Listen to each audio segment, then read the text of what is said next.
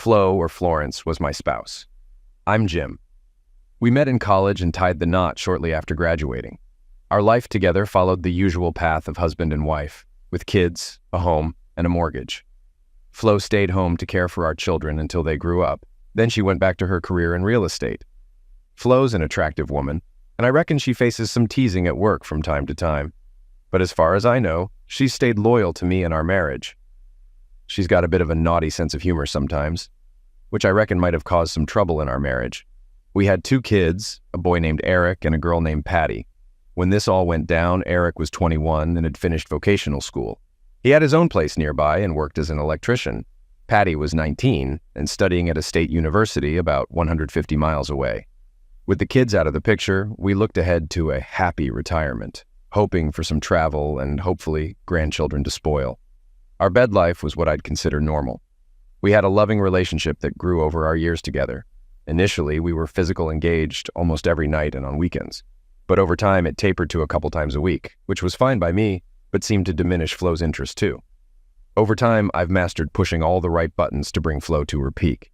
Yet nearly every scenario comes with a snag. Ours arrived in the form of a new neighbor. About 5 years back, Roger and his wife Alice moved in next door, and we struck up a friendship. The issue with Roger was his love for pranks. He'd pull them on anyone he could. Much to my dismay, I often found myself on the receiving end. What bothered me even more was Flo's enjoyment of his antics, especially when they targeted me. I tried explaining my discomfort to her, even joining in at times, but she didn't listen or back down. With time, I noticed Roger's interest in Flo, suspecting he harbored desires beyond mere friendship. Whenever we were together, he and Flo shared laughs over his sometimes crude jokes, leaving Alice and me to politely smile at their antics in public. I could tell Alice felt as disheartened as I did about their behavior. I vividly recall one day at the beach when Roger mocked some boaters passing by, and to my dismay, Flo joined in. Alice and I were stunned by their recklessness, but our reprimands fell on deaf ears as they laughed uproariously together. Right before the conclusion, I started sensing things spiraling out of hand. We were over at Roger and Alice's place, with Alice and I chilling in the backyard while Flo went inside with Roger to help grab drinks. We chatted for a bit until we realized they'd been gone for a while. Concerned, we headed indoors to find them. In the kitchen, we found no one, but as we began searching, they strolled out of the living room, arms wrapped around each other, giggling away.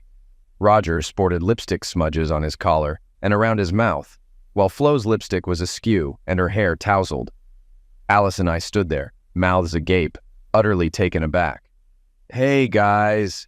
Sorry for the delay on drinks. Got caught up showing Flo my artwork," Roger said, seemingly oblivious to their appearance. Alice and I remained rooted in shock, stunned by their brazen display. "Roger's got some amazing prints. You know what I mean, right, Alice?" Flo chimed in with a smirk. At that point, I'd gathered my thoughts and finally spoke up. "What's happening here?" I directed at Flo. "Why does Roger have lipstick all over him and you look like you've been kissed?" "Oh, that's because I got really into admiring Roger's engravings. I guess I got carried away. You're not mad, are you?" she asked, trying to maintain a composed demeanor. As I studied their expressions, it dawned on me. Roger had that smirk he gets when he's about to pull one of his jokes, and Flo was avoiding my gaze, struggling not to burst into laughter. My irritation flared. Alice, still unaware, chimed in at last. "What's happening, Roger? If you think you can carry on with another woman in our home, you better think again." As Roger and Flo erupted into laughter, I think Alice caught on and smiled sheepishly, but I couldn't contain my anger.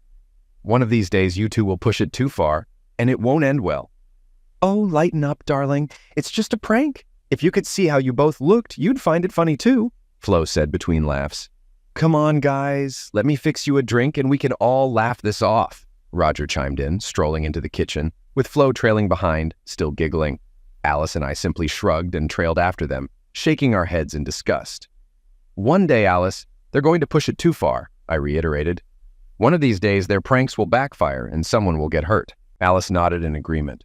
That night, when we returned home, I could tell Flo sensed my lingering anger, especially regarding her role in the prank. "I'm really sorry, honey," she said. "I just got carried away. Nothing serious happened. I just smeared some lipstick on him and messed up his hair. We never expected you guys to be upset. We were about to call it off when you and Alice finally showed up. Are you still mad? It was just a joke." "I'm trying not to be, Flo. but you have to stop getting involved in Roger's pranks. I nearly had a heart attack seeing you look like you were kissing him. You know how important loyalty is to me." "I understand, honey. I value loyalty just as much and would never do anything to hurt you. Just please remember that, okay? Give me a passionate kiss and forgive me," she pleaded. A couple of weeks later, we were back at Roger and Alice's for dinner on Saturday night. Just as we finished eating, a call came in that Roger mistakenly thought was for Alice. Alice worked as an ER nurse at a local hospital. After he hung up, he turned to Alice. "It's the ER. There's been a bad car wreck and they need you there ASAP. Ah, damn. Let me change and head out." 10 minutes later, Alice was on her way to the hospital. Once she'd left, Roger turned to me and asked if I could lend a hand with a project in his basement. While I helped, Flo remained silent, avoiding eye contact. At the time, I didn't think much of it, but later it struck me. "What do you need?" I asked, getting up to join him downstairs. "I need you to hold something for me while I fix it to the ceiling. It's not too heavy, but I can't hold it up and attach it at the same time, and Alice is too short for this." "Sure, sounds straightforward." "Trust me, it is. It'll only take a minute." As we descended the stairs, he directed me to a metal support post near the stove on the floor above.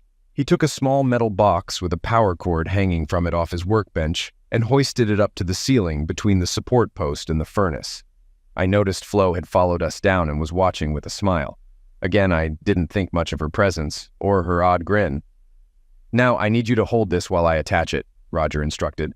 "What's this for?" I questioned, lifting my hands to grasp the box. With Roger between the pipe and the furnace, I had to wrap my hands around the pipe to press the box against the basement ceiling. "I'll explain in a sec, but let me grab my tools first." He vanished behind his desk, leaving me holding the box. He returned moments later, and I didn't see what he had until I felt 2 quick clicks as something hard and metallic closed around my wrists. Suddenly, I realized I'd been tricked. I was handcuffed to the pipe. Shocked, I turned to see Roger putting his arm around Flo's waist. As they looked at me, my mind raced, but I managed to demand, "What's going on, Roger? Get these damn cuffs off!" "Sorry, buddy, can't do that. Flo's so fond of my prints she wants another look. But this time we don't need you or Alice around," he explained, as he and Flo ascended the basement steps. Flo exaggeratedly swayed her hips as they left. "Let me loose. This is going too far, Roger. You'll regret it if you don't release me right now." "Relax, dear. I just want to admire some engravings," Flo chuckled as they disappeared, leaving me struggling with the handcuffs. As I tried to free myself, I realized the hopelessness of my situation. The pipe was anchored in the concrete floor below and secured to a steel I-beam overhead. As I strained to hear, I sensed their movement into the master bedroom directly above me, accompanied by Flo's excited giggles. Shoes thudded onto the carpet above, and I heard hurried whispers urging the removal of garments. "Brian, I desire you greatly," Flo whispered urgently. My fury mounted as I continued to frantically struggle with the handcuffs. Above, the bed began to creak, and I imagined them engaging in closeness. I cursed the restraints and my disloyal wife overhead. My wrists grew raw and bloody from my relentless efforts. Emotions churned within me as Roger grunted and Flo moaned in unison. Then, silence blanketed the upstairs for a brief moment. Ceasing my struggles, I lay on the unforgiving cement floor, hands clasped around the pipe. A profound sadness settled in my heart as Flo exclaimed, "That was amazing, Roger. I'll have to admire your work again someday. Let's dress and check on Jim downstairs." "Sure, Flo, I need a breather. But Alice might return soon from that phony call I made, and I'd rather she not find us in bed together." Minutes later, footsteps echoed on the basement stairs, but I didn't lift my gaze as they neared my prone form. Oh, damn, look at his wrists all bloody," Flo gasped. "Honey, it was just a prank. Nothing happened. Oh, God, I'm so sorry. Roger, hurry and unlock the cuffs so we can tend to his wrists. Oh, God, I never thought he'd take it this hard." Tears streamed down my face as Roger fumbled with the handcuff key. "Roger, hand Flo the key before you unlock me and run. Once I'm free, you'll regret ever being born," I warned, glaring at him. He met my gaze, wordlessly passing the key to Flo. As he edged toward the stairs, fear flickered in his eyes, while Flo began unlocking the handcuffs. Once the cuffs were off, I heard Roger's truck revving up, tires screeching as he peeled away. Rising to my feet, I peered down at Flo, still crouched on the floor, fear etched across her face. "You better find somewhere else to stay tonight or I could seriously hurt you. Call before you attempt to come home." Tears streamed down her cheeks as she grasped the magnitude of the pain she'd caused. "Oh, honey, I'm so sorry. It was just a prank. We didn't do anything." "Flo, I don't want to hear excuses about it being a joke ever again. To me, it's as if you cheated. And that's all that matters now. From here on out, I'll treat it as infidelity and betrayal. Expect a call from my lawyer soon." "We're finished," I declared, turning and ascending the stairs. "No, Jim, please, nothing happened," she cried out from the basement. "What do I tell the kids?" I didn't respond, heading toward the front door. Just as I was getting into my car, a frantic Alice pulled into their driveway. "Where the hell is my lousy husband? There was no accident, and I didn't need an ambulance," she exclaimed as she stepped out of the car. Suddenly, she noticed my wrists. "What happened, Jim? Dear God, look at your wrists. Let me bandage them for you." "Roger and Flo pulled another stunt," I sighed. "Alice, they've crossed the line this time. I'm divorcing Flo." "Oh God, what happened?" "You'll hear it from Flo and Roger. I'm heading home to take care of my wounds. Once there, you can inform my cheating ex-wife that she'll find her belongings on the porch. If she wants back in, she'll need a court order." "Oh God, what did they do?" Alice wailed, rushing into the house in distress. I climbed into my car, my anger simmering. Arriving home, I cleansed my wrists with antibacterial soap, applied ointment, and bandaged them. Methodically, I packed Flo's belongings into plastic bags, placing them outside. Ignoring the ringing phone, I focused on the task. After locking up, I undressed and lay on the bed, unable to sleep despite exhaustion. In the morning, the phone rang again, but I declined to answer. After showering and eating breakfast, I changed my bandages. Around 10 o'clock, the doorbell chimed, and I peered out to find Alice on the doorstep. Inviting her in, I gestured for her to enter. "They really went too far this time, didn't they?" she remarked as she stepped inside. "Unfortunately, yes," I replied. "What's your plan?" she inquired. "As I told her, I'm filing for divorce. Yet they claim nothing happened. Just another one of their jokes." "Flo really wants to talk to you," Alice mentioned. "My perception is that they did it, and as far as I'm concerned, that's reality. I'll schedule a meeting with a divorce attorney first thing Monday," I responded calmly. "You're incredibly upset, aren't you? Can't you wait until you've cooled off before making such a drastic decision? You've invested nearly 24 years in each other. Don't you want to salvage anything?" she reasoned. "I won't tolerate being betrayed. I've warned Flo numerous times, and in my eyes, she betrayed me. It's over," I declared. "But they insist nothing actually happened. They just made it seem that way," Alice argued. "Their words are not proof. It felt as though it could have happened," I explained, "and they can't prove it didn't happen. So I have to trust my perception that it did." She showed no respect for me, I stated firmly. "Can't you hold off and seek counseling? Flo's devastated by this," Alice pleaded. "I warned her before, but she didn't listen," I retorted. "I've said my piece. Let the lawyer handle it. If you're content with Roger's involvement, that's your choice. But he better steer clear of me," I concluded. "I haven't decided what to do about Roger yet, but I hate to see our friendship end over this. Roger feels genuinely sorry and wants me to pass on his sincere apologies to you. Make it clear that our friendship is over," I insisted. "Although I'd like to stay friends, Alice, I think it's best if we don't see each other while you're still with him. Is there anything I can tell Flo to give her hope for your forgiveness? If she can prove she didn't sleep with Roger, I'll consider it. I don't trust Roger or her word that it was just a joke. I feel like it happened, and that's enough for me." "Okay, Jim, I'll let her know. I'll miss you." "I'll miss you too, Alice. Let me load Flo's things into your car so you can take them to her. I assume you still have it." "She's moving in with her sister this afternoon. Her sister lives on the other side of town. She's a widow and lives alone, so there's space for Flo, maybe indefinitely." After loading Flo's belongings into Alice's car, I waved her off, then returned to the house. First, I looked up a locksmith to change the locks. It occurred to me that if I went to work on Monday and Flo changed the locks, I'd end up locked out. I arranged for the locksmith to come the same day. Then I unplugged my phone and switched off my cell. I dedicated the entire day to household chores until the locksmith's arrival.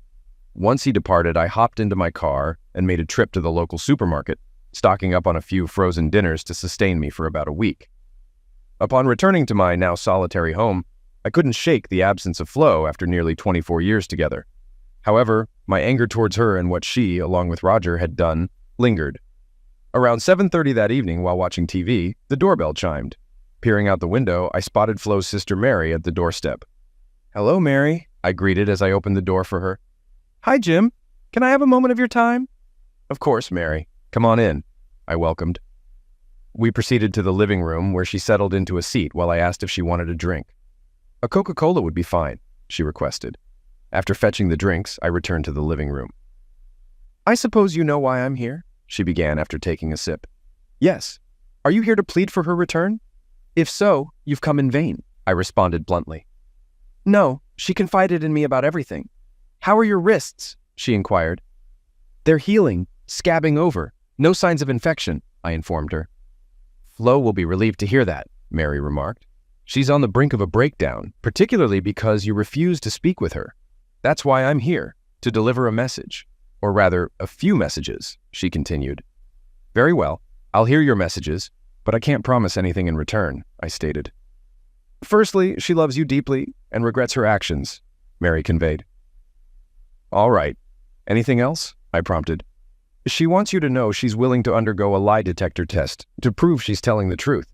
It's the only proof she can offer that nothing happened with Roger or anyone else, Mary disclosed. This proposition was a novel idea I hadn't considered. I pondered it for a moment while Mary observed me, sipping her cola. It sounds typical, but I have conditions. Firstly, proof that she didn't sleep with Roger doesn't guarantee reconciliation. Secondly, Roger must also undergo the same test, with matching results. Thirdly, I require approval from the test administrator for questions. Lastly, I won't cover the test expenses. That seems fair, Jim, but wouldn't you consider reconciliation more if the tests prove their honesty? No. She deeply wounded me. Even if I decide to take her back, it will take a long time to forgive her, I asserted. Understood, Jim. I'll convey your terms to her. I'm truly sorry. I intended to be furious with her for her foolishness when she came by this afternoon. However, she looked so distressed that I doubt anything I could say would worsen her state. She's aware of her grave mistake and the pain she's caused you. I'll give her some sleeping pills to help her rest tonight. Also, she contacted your children and confessed her actions. They seemed upset with her as she hasn't stopped crying since speaking with them. I should return to deliver your message. Thanks for the cola. No problem, Mary. I appreciate your concern. After her departure, I reflected on the situation. Some of my initial rage had subsided, allowing me to think more clearly about my desires. I decided to have a drink first, heading to my office where the drinks cabinet stood. Pouring myself half a glass of scotch, I added an ice cube in the kitchen. Without returning to my seat, I wandered the house, reminiscing about our shared married life. Did I truly want to end it all? My contemplation was interrupted by the doorbell ringing. Peering out the window, I spotted our daughter Patty standing at the front door, visibly discontent. Oh, I thought she might have realized the locks were changed and her key didn't work. Upon opening the door, Patty strode inside, casting me a hostile glance. What's up with the locks, Dad? And why are you ignoring calls? I had to drive 150 miles to get some answers. Sorry, Patty. I didn't mean to avoid talking to your mother. I heard from Aunt Mary that she briefed you on what happened. Yeah? And I'm really upset with you for kicking her out just because of a joke. Can't you forgive her and let her come home? When she phoned me to disclose her actions, I realized she acted foolishly. Patty, it transcended mere humor. I had previously cautioned her about the pranks she and Roger engaged in, but she disregarded my warnings. I couldn't glean much from Mom during our phone conversation, but I gathered it was intended as a jest. What could be so objectionable about that? I elaborated on the events, starting with the earlier lipstick smudge prank and our ensuing conversations. Then I recounted the more serious joke, revealing the scars on my wrists by rolling up my sleeves. Daddy, this is awful. Is that when you asked her to leave? Yes, it seemed like they might have had lovemaking. It sounded just like they described, and I know your mom's bedroom noises. Either that or they're exceptional actors. I believe they did it. That's my reality, unless she proves otherwise. I suggested your mom take a lie detector test, and Roger too. If the results prove true, I'll have to trust her. But it hurt deeply that she thought I'd find being betrayed a joke. I might not be able to reconcile with her. I'm really sorry about all this, Dad. I hope you and your mom can work through it because I love you both, despite what she did. I'm trying to make it work, baby, because I miss your mom dearly, but I'm still struggling with her lack of respect for me. Okay, Daddy, I understand now that I know what happened. I'm going to visit Mom and try to calm her down. I'll probably stay at Aunt Mary's tonight, and I have to return to school tomorrow. Please turn on your phone so I can reach you. Eric also wants to talk to you. He's working upstate and tried to call you after Mom contacted him. Sure, baby. I'll switch the phones back on once you're gone. Come here for a hug. I embraced her tightly, feeling how much she resembled her mother, which was both comforting and unsettling. I cherished her deeply. She'd always been my little girl. Goodbye, Daddy, she said, opening her car door. I waved as she drove off, then returned inside, resuming my solitary drink and turning my phones back on. A couple of days after Flo's sister Mary visited, she called to inform me that Flo had agreed to my terms for the lie detector test, and Roger had also consented. Roger offered to cover the cost of his test as a sign of remorse for his involvement in the prank. Mary also provided me with the contact information for the testing administrator. My anger towards Flo for her involvement in the prank had somewhat subsided, but I felt deeply despondent. If she truly loved me and hadn't been physically engaged with Roger, how could she participate in such a humiliating joke? I began to entertain the possibility that her love for me had waned, despite her claims of wanting reconciliation. It boiled down to whether I was willing to endure a loveless marriage if tests confirmed no carnal involvement. Flo attempted to reach out to me multiple times, but I promptly ended the calls upon hearing her voice. Subsequently, her sister acted as an intermediary, relaying Flo's apologies and desires to reconcile. However, I maintained my stance, insisting on awaiting the results of the lie detector test before making any decisions. During this period, our son Eric fervently urged me to forgive his mother and allow her to return home. Despite my efforts to explain the situation and the hurt her actions caused, he struggled to comprehend my pain and persisted in his plea for her return. I realized that our relationship could become strained if we ended up divorcing. Thankfully, our daughter Patty showed more empathy and support for my situation. After Mary provided me with the test administrator's contact details, I reached out to legal and law enforcement acquaintances for insights. Reassured by their recommendations, I scheduled an appointment with the administrator, confident in his ability to conduct an impartial test. The following day, I discovered that Flo and Roger had already contacted the test administrator, Jack Harlan, and scheduled tests for both of them in 2 days. They designated me as an interested party authorized to control the questions asked. I informed my boss the next day about needing personal time and visited Jack Harlan's office. After explaining the situation to him, we discussed the questions he would pose to determine whether Flo and Roger had engaged in carnal activity. Jack assured me that he would ask the same questions to both parties, compile their responses, and provide a final written report. He agreed that matching test results from both would confirm no carnal activity. Had this not been the outcome, trust in Flo might have been irreparable, leading to inevitable divorce if the tests indicated lying. Returning to work, I felt more assured that clarity regarding any carnal involvement would soon emerge. Yet I acknowledged challenging decisions lay ahead. Over the next 3 days, I adhered to my usual work routine, staying late to avoid returning to an empty home. Evening meals were taken at a nearby diner, followed by whiskey at home, where sleep was elusive. The absence of Flo's warmth and love weighed heavily on me. Before the morning of the test, uncertainty lingered. However, a clear lie detector report would pave the way for Flo's return, with the assurance that she'd refrain from any more insensitive pranks, especially after seeing how deeply the last one affected me. The tranquility lasted until the phone rang just after 11. It was Alice. "Jim, it's Alice. I found something important. Roger's at the testing center. Can you come now?" Her tone sounded ominous, prompting me to rush next door. Following our usual routine, I entered through the front door and heard Alice's voice from the office. Inside, I found her at her desktop computer, wearing a concerned expression. "Jim, I need you to see this." I pulled up a chair beside her. "Jim, Roger's been acting secretive since Tuesday. A couple of times I caught him quickly minimizing something on the monitor when I passed by this door. Also, he tends to leave the room when he's on the phone. I'm pretty sure he spoke to Flo yesterday. This is my first chance to check our computer without him around." With that, Alice clicked on the Google icon, revealing his search history since Tuesday. My blood ran cold as I scanned through some of the research.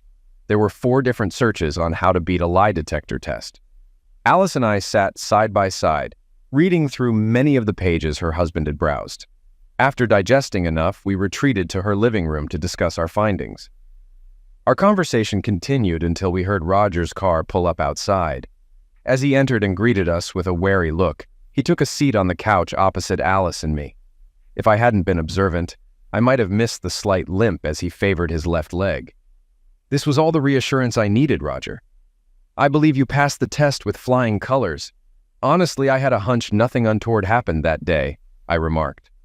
Catching Alice's puzzled glance out of the corner of my eye, I realized I hadn't shared my plan with her yet. I spoke up. If you promise that you and Flo will never pull another stunt like this again, I'm willing to let bygones be bygones and shake hands. Perhaps even skip reading the report altogether. Relief washed over his face as he readily gave his word. With a smile, I rose from my seat and approached him. As he extended his right hand, I took a step closer, firmly planting my foot on his right leg. The expected discomfort failed to register. Instead, his face drained of color as he let out a piercing scream, collapsing back onto the couch. Frantically, he used both hands to free his foot from under mine, eventually tearing off his shoe. Alice and I watched as the shoe came off, revealing blood-soaked socks. He continued to groan in pain. Glancing sideways at Alice, I saw her discomfort at the sight of blood. Keeping my gaze on her, I smiled as I noticed her realization, connecting our earlier reading with the wound on Roger's leg. I won't bother with the report because I know it'll be nonsense. Did you nail your shoe to press on it while answering their security questions, trying to mask your lies? It had to backfire eventually, didn't it? Trying to induce sweat and a faster heart rate with harmless questions, making the results appear truthful, I concluded. The anguish on Roger's face softened slightly, giving way to a look of despair as he glanced between me and Alice. Yeah, I did cheat, and I showed Flo how to do it, but not for the reason you're thinking. Seriously, man, he confessed. All right, Alice, brace yourself, I remarked as we both resumed our seats, and Roger gently applied pressure to his sole to staunch the bleeding. Observing Alice's disapproving expression at the mess on the floor, I briefly entertained the thought of suggesting that she make him clean the carpet with his tongue. To his credit, Roger remained silent, offering no attempt to dramatize this new revelation. We didn't know what questions you posed to the examiner. What's so complicated about asking if we had lovemaking? I interjected. Sure, we probably would have aced that one, but we were concerned you'd delve into something more subtle. Like what? I prodded further. Well, has our conduct always aligned with the standards of a marital relationship? Roger began, but before he could finish, Alice interjected angrily, indicating an obvious negative response to that query. Why else would you go to the trouble of sticking a damn nail in your shoe before the test? I pressed on. I'm guessing the fact that you arrived with the nail still lodged inside means you forgot to bring extra shoes or a pair of pliers. Planning ahead has never been your strong suit, has it? I added, addressing Alice as I spoke. Please, honey, I didn't want to lose you, Roger pleaded. And Flo certainly didn't want to lose Jim. So, dear husband, when and what did you do that wouldn't measure up to the standards of a marriage? Alice inquired, her tone stern. Roger shifted uncomfortably in his chair and responded in a subdued voice. It was that day we pretended to be fooling around upstairs. We were just jumping on the bed. As you can imagine, we were both fully clothed. He hurriedly clarified, explaining, we were bouncing on the bed, causing it to squeak. I can't even recall who initiated it, but somehow we began touching each other through our clothes. We both found it enjoyable. We were incredibly foolish. I felt a bit puzzled. I pride myself on being a good judge of character, and this rings true. If not, Roger is exceptionally skilled at conjuring excuses on the spot. I glanced at Alice. Is this satisfactory? I asked. Not even close, she retorted. This pair has demonstrated such proficiency in deception and scheming that I am far from convinced, Alice continued. Roger, tend to your leg, apply some antiseptic, bandage it, and then I suggest you leave. I need time to contemplate. Plus, there's the matter of cleaning up yet another one of your messes, Alice snapped, indicating a stain on the carpet near Roger's foot. Despite Roger's acting skills, the look of dread on his face betrayed his deep concern about the fate of his marriage. I have a video, Alice, he blurted out suddenly. What? I exclaimed simultaneously. We sounded like a twisted duet. I installed a camera in our bedroom before we handcuffed you in the basement. I captured everything, Roger confessed before I could react. Then why the hell didn't you mention this a few days ago? I demanded. Roger didn't need to respond to that question. If the video depicted them pleasuring each other even while fully clothed, it wouldn't be something two spouses eager to reconcile with their partners would want to share publicly. Personally, I strongly believe that the boundary of infidelity extends far beyond actual physical act. Any form of closeness, including a simple kiss on the lips, would constitute crossing a line that should not be crossed. I had the intention to do so, but Flo feared your reaction. We instructed Roger to tend to his leg and then present us with the video. While Roger was out of the room, I sent Flo a message. I couldn't resist adding to her already mounting anxiety. "Remove the nail from your shoe and come over to Alice's house. Roger is going to show us a video." Normally, it's just a minute's walk from Mary's house to ours, but it took a good 35 minutes before there was a knock on the door. Alice opened it and welcomed in Flo and her sister Mary. Flo's makeup was smudged, and her eyes were teary. Mary explained that my wife panicked as soon as she read my message, realizing that I had caught on to her little scheme. Flo appeared far less composed about the test results than Roger did upon his return home. Mary simply glanced at me and raised her eyebrows at Flo's further self-destructive behavior. Flo attempted to embrace me, but I guided her to sit beside me on the couch. She kept studying my expression, seemingly trying to gauge my feelings. I wondered if Mary had any inkling about the contents of the video. Alice and I didn't waste time during those 35 minutes. Our discussion centered around what our likely course of action would be if the video indeed confirmed Roger's claims. Alice had already made up her mind that she would likely forgive Roger for the bedroom incident, albeit after letting him stew for a bit. As for me, I was more conflicted. My initial emotional reaction was that my wife had betrayed me, something I had always deemed unforgivable. However, my logical reasoning was more composed. Flo had been an exemplary wife for 24 years, and our children had made it abundantly clear that they would be devastated if I didn't forgive her. A minute after everyone settled in, Roger arrived with his laptop. A USB flash drive protruded from one port while a cable emerged from the other. He positioned the computer next to the TV and powered it up. I found it odd that he didn't simply insert the flash drive directly into the TV. Then I recalled Alice's remark about his lack of tech savvy. Once the image on the computer screen synchronized with that on the TV, Roger muttered another apology and hit play. Flo kept her gaze averted from everyone in the room, including the TV. She was undoubtedly aware of my uncompromising stance on fidelity, making this an incredibly uncomfortable situation for her. Mary observed the screen intently, seemingly unaware of what was about to unfold. Roger appeared more at ease once again. He settled beside Alice and attempted to hold her hand, but she withdrew it. The clip, lasting about 10 minutes, essentially depicted what Roger had previously described. It was largely devoid of any eroticism. Within moments of its commencement, both protagonists appeared fully clothed, just as Roger had stated. Flo turned him onto his back, then positioned herself on top of him, echoing verbatim what I had heard while handcuffed in the basement. We observed that it was Roger who initiated the hand game, though Flo followed closely behind. This was incredibly difficult for me to witness for several reasons. Firstly, no man with any self-respect, apart from a few outliers, desires to witness his wife in such a scenario with another man. Secondly, it triggered painful PTSD as I relived the words that had devastated me less than a week ago. It reignited the burning and throbbing sensation in my wrists, a painful reminder of my inability to prevent what was unfolding in the room above me. Midway through, I shut my eyes tightly, attempting to block out the sounds. I didn't open them again until the room was filled with the silence that followed their shared climaxes. The silence felt deafening and all-encompassing. Even the normal sounds of breathing seemed absent within the room. I wasn't alone in my turmoil. Glancing at the screen, I saw Flo and Roger quickly separate.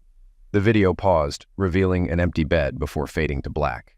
The uncomfortable silence lingered in the room for several tense moments. Once the clip concluded, Mary cast a disgusted look at Flo, while Roger eyed Alice hopefully. Flo stared at a spot on the floor, her focus unwavering. The silence shattered when Alice abruptly rose to her feet, with Roger following suit. "You deceitful traitor," Alice's words cut through the air, shocking us all. It was the most severe thing I had ever heard her say, surpassing any prior expletives. Roger's expression betrayed his shock at her outburst. The sound of her open palm striking his cheek echoed like a fire shot. She was seething with anger. "I've never seen someone so enraged," I thought to myself, watching the scene unfold. But Alice wasn't finished. "Don't you dare touch me, you treacherous little scoundrel!" she seethed, her fury palpable.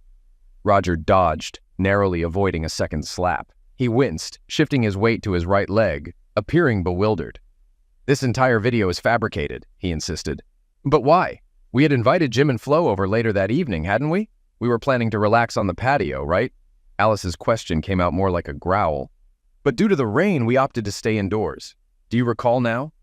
Roger still seemed puzzled, but nodded along with Alice's explanation. Alice pointed angrily at the TV screen. Look at this fool! The sunlight streaming through the window indicates it's not only a sunny day, but also morning.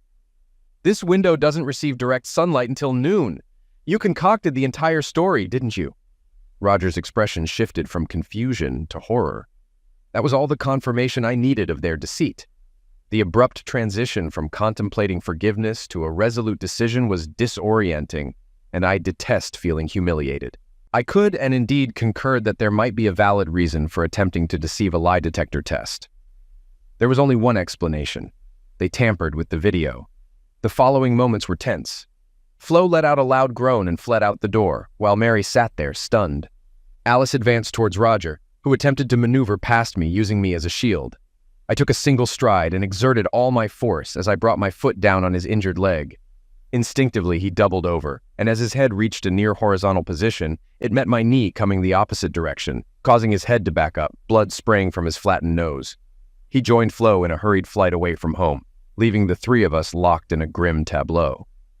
Alice stood trembling, tears streaming down her face, a sentiment I could deeply relate to.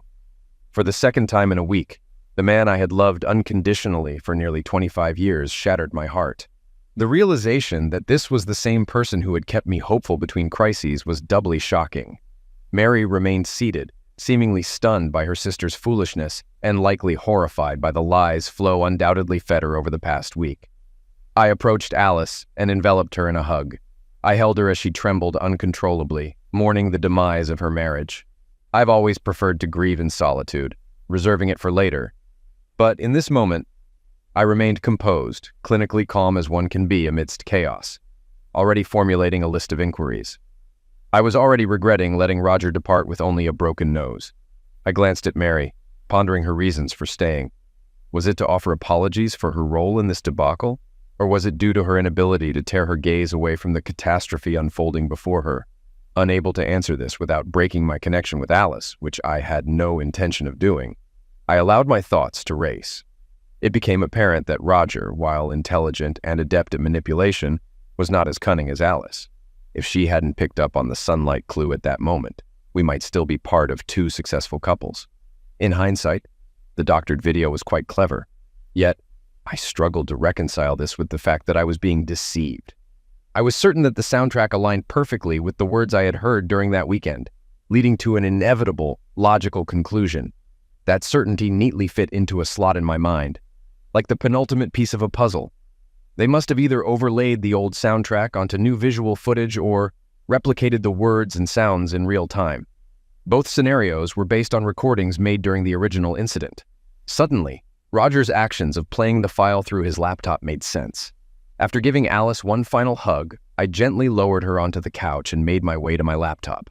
I breathed a sigh of relief when I found it hadn't gone into sleep mode yet, which would have required a password to regain access. How silly, I chastised myself inwardly, realizing that if it had, I could have simply viewed the flash drive on another device. My mind was clearly foggy from everything that had transpired. With my fingers deftly navigating the keys and mouse, I closed the software and opened the video file displayed on the Explorer screen, revealing that we had just witnessed myself and Flo making 8. There were also files labeled 2 through 7. 2 more files caught my attention. One was titled Me and Flo Original, while the other was labeled Basement. I clicked on the latter, then scrolled along the progress bar. About 3/4 of the way through, I found myself suspended from that cursed bar in the basement, captured by an obviously hidden camera. I closed the clip, overwhelmed by the flood of unpleasant memories. The file labeled Original was significantly larger than the others. Seeing Alice's approving nod, I pressed play. It revealed a view overlooking Roger and Alice's bedroom. The perspective differed from video 8, prompting me to dash down the hallway to compare the two views.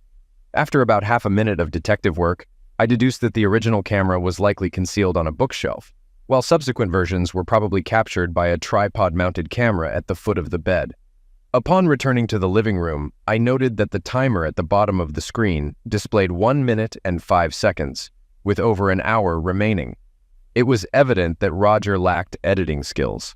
I fast-forwarded to 20 minutes before the end, then progressed in 30-second intervals until the action began to backtrack 30 seconds. I settled onto the sofa beside Alice, clutching her hand for mutual support. Let's just say the original version differed significantly from the subsequent ones. The only commonality was that it all commenced with Flo pushing Roger onto his back. About 25 seconds later, I heard both Alice and Mary gasp simultaneously. Due to the camera angle, Flo's face came into view as she turned her head to the side, glancing down and to the left of the camera. In simpler terms, there was a grate at floor level that opened into a channel, carrying the crucial sounds of their prank to the basement below, where I was held captive. The expression on Flo's face, the one that caused the gasps, was repulsive. My wife knew precisely what I endured in the basement that night, and she relished it. My supposedly loving wife took pleasure in mentally tormenting me. I battled a strong urge to vomit. When Roger noticed where Flo's gaze was fixed on the screen, he smirked maliciously. He seemed too stunned to check the time, but a few seconds must have passed.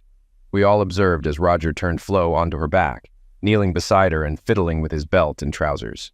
On the screen, Flo lifted her skirt and ripped off her underwear, tossing them aside. The remainder of the video unfolded pretty much as I had imagined it would during my time in the basement, with the benefit of hindsight. Flo's callous enjoyment of the situation likely emboldened Roger and triggered the subsequent chain of events. That being said, if I were a betting man, I'd wager that this was Roger and Flo's first encounter. The video certainly depicted how what began as a relatively innocent situation swiftly spiraled out of control. I was fairly certain that Roger realized he derived pleasure from witnessing someone else humiliated, but it was probable that Flo stumbled upon her kink that day. After the spectacle concluded, Mary inquired about the prospect of a future between Flo and me. Her demeanor suggested she wasn't hopeful. I paused for at least a minute to sort through my emotions. No, not in this lifetime, Mary. Ironically, if Flo had approached me later and explained that it started as a joke but escalated out of control, as it appeared in the original video, then perhaps I would have contemplated forgiveness. However, they colluded to rewrite history and outsmart the lie detector test. This level of deceit is beyond what I ever believed she was capable of. It makes me question how well I truly know her. What else has she lied to me about? Moreover, we haven't yet viewed all the workout videos. After her initial slip-up, she returned and engaged in at least one more physical, interaction with Roger. How many times did they engage in such activities during these workout sessions? Then there was the expression on her face. I'm sure you noticed it too, Mary. I'm sorry, Mary, but it's over between us. Mary nodded solemnly. Please refrain from publicly shaming her, Jim. It would only embarrass your children. If you provide me with a copy of the video, I'll calmly explain the situation to Mom and Dad, Flo, and even your children if necessary. I nodded and expressed my gratitude. She departed sadly, but with determination in her expression.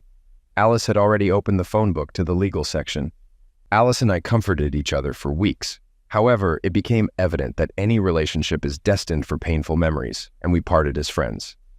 I was leaving her house late one night after once again providing her with comfort when I encountered an enraged Roger in her front yard. How could he ever hope to reconcile with Alice if I was visiting her 5 times a week? What a deluded fool. Glancing around for potential witnesses, I took great satisfaction in breaking his nose once more. I felt a sense of pride in myself. The memory of that sadistic grin on his face just before he destroyed my marriage would have been provocation enough.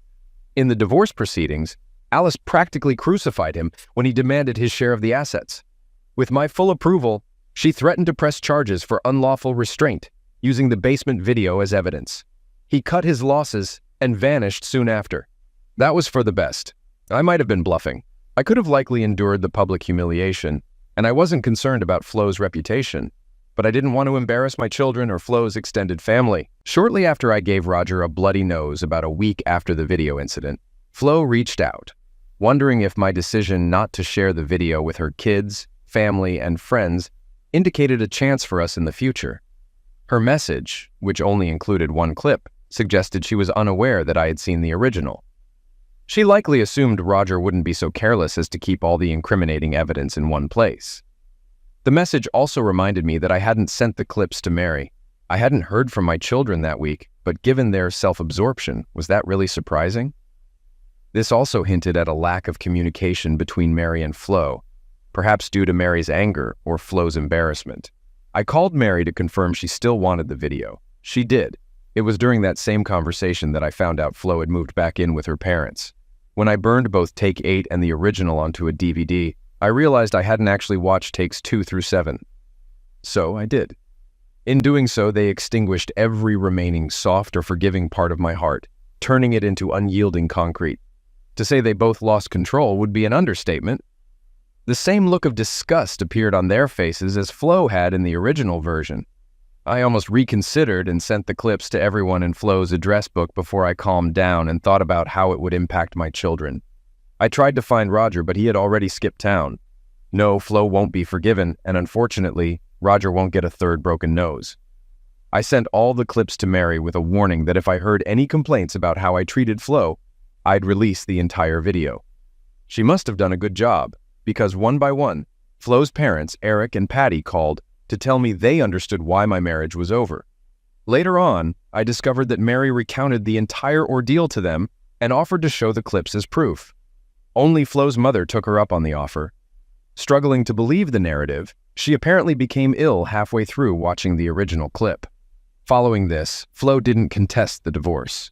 Through Mary, I found out she had found refuge from the toxic environment at her parents' house by renting a small apartment. I wasn't aiming to cheat her in the divorce. 24 solid years had to count for something, and I didn't want any repercussions from my children down the line. If and when they eventually forgave their mother, Flo sent me a sincere letter apologizing for her actions and attempted cover-up. The loneliness she expressed leaped off the pages. She pleaded for forgiveness, but more to reconcile with herself. Her appeals for me to forgive her for the sake of her parents, our children, and mutual friends nearly moved me to tears. Nearly. I wasn't seeking a replacement yet, but there was no shortage of single women vying for my attention. Ask any middle-aged woman about the availability of suitable, decent-looking men with good morals, and she'll paint a bleak picture. I'm looking forward to meeting new ones. And since I have no intention of marrying again, I anticipate many, many such encounters.